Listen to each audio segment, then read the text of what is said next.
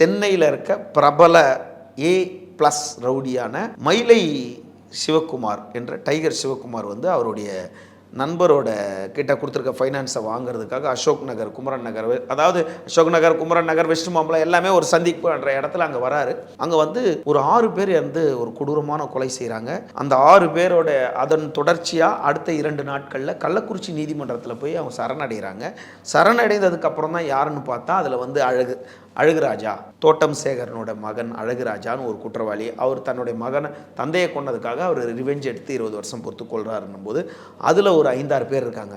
அந்த குற்றத்தில் வந்து A1, A2, A3க்குள்ளேயே வந்து ரோஹித்ராஜ் வந்துடுறாரு. அவர் தந்தையை கொண்டதுக்காக அவர் கொள்றாரு. அதுக்கப்புறம் A2, A3லேயே ரோஹித்ராஜ் வந்துடுறாரு அந்த குற்றத்தில். மயிலாப்பூர் சிவகுமார் கொலை வழக்கு பெரிய கொலை, தமிழகத்திலே பெரிய கொலை. தூலிகாஸ் டைமண்ட் மேளா அட் ஸ்ரீகுமரன் தங்க மாளிகை.